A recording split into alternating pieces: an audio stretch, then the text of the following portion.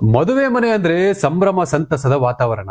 ಆದ್ರೆ ಅದೇ ಮದುವೆ ಮಂಟಪದಲ್ಲಿ ಅತಿಥಿಯಂತೆ ಎಂಟ್ರಿ ಕೊಟ್ಟು ಕೋಟಿ ಮೌಲ್ಯದ ಚಿನ್ನಾಭರಣ ಎಗುರಿಸುತ್ತಿದ್ದ ಹೈಟೆಕ್ ಕದೀಮನೊಬ್ಬ ಈಗ ಕೊನೆಗೂ ಪೊಲೀಸರ ಬಲೆಗೆ ಬಿದ್ದಿದ್ದಾನೆ. ಹೌದು, ಬಿದರಹಳ್ಳಿಯ ಹಳೆ ಮದ್ರಾಸ್ ರಸ್ತೆಯಲ್ಲಿರುವ ಮದುವೆ ಮಂಟಪದಲ್ಲಿ ಅಮೆರಿಕ ಮೂಲದ ವೈದ್ಯರೊಬ್ಬರಿಗೆ ಸೇರಿದ ಬರೋಬ್ಬರಿ 1 ಕೋಟಿಗೂ ಅಧಿಕ ಮೌಲ್ಯದ ಚಿನ್ನಾಭರಣ ಕಳುವು ಮಾಡಿದ 41 ವರ್ಷದ ಆರೋಪಿಯನ್ನ ಆವಲಹಳ್ಳಿ ಪೊಲೀಸರು ಬಂಧಿಸಿದ್ದಾರೆ. ಬಂಧಿತ ಆರೋಪಿಯನ್ನು ಕಾಡುಗೋಡಿ ಬಳಿಯ ಬಿದರಹಳ್ಳಿ ನಿವಾಸಿ ಬಿ ಆಸಿಫ್ ಎಂದು ಗುರುತಿಸಲಾಗಿದೆ. ಈತನಿಗೆ ಮದುವೆಯಾಗಿದ್ದು 3 ಮಕ್ಕಳಿದ್ದಾರೆ.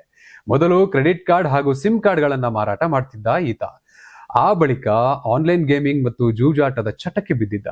ಗೇಮಿಂಗ್ ಗಾಗಿ ಹಣ ಹೊಂದಿಸಲು ಕೆಲಸ ಬಿಟ್ಟು ಮದುವೆ ಮಂಟಪಗಳಲ್ಲಿ ಕಳ್ಳತನ ಮಾಡುವುದನ್ನೇ ಫುಲ್ ಟೈಮ್ ಕೆಲಸ ಮಾಡ್ಕೊಂಡಿದ್ದ. ಮದುವೆ ಮನೆಗಳಿಗೆ ಅತಿಥಿಯಂತೆ ಸೂಟ್ ಬೂಟ್ ಧರಿಸಿ ಎಂಟ್ರಿ ಕೊಡ್ತಿದ್ದ ಈ ಕದಿಮ ಅಲ್ಲಿ ಬೀಗ ಹಾಕದೆ ಇರುತ್ತಿದ್ದ ಅತಿಥಿ ಕೊಠಡಿಗಳಿಗೆ ನುಗ್ಗಿ ಬೆಲೆ ಬಾಳುವ ಆಭರಣಗಳನ್ನ ಎಗರಿಸ್ತಿದ್ದ.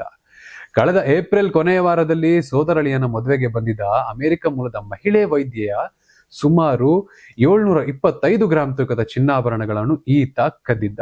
ಇದೇ ರೀತಿ ಆವಲಹಳ್ಳಿಯ 4 ಮದುವೆ ಮಂಟಪಗಳು ಹಾಗೂ ಬಾಗಲೂರು ಪೊಲೀಸ್ ಠಾಣೆ ವ್ಯಾಪ್ತಿಯಲ್ಲಿದ್ದ 1 ಸೇರಿದಂತೆ ಒಟ್ಟು 5 ಕಡೆ ಕಳ್ಳತನ ಮಾಡಿದಾಗಿ ಒಪ್ಪಿಕೊಂಡಿದ್ದಾನೆ.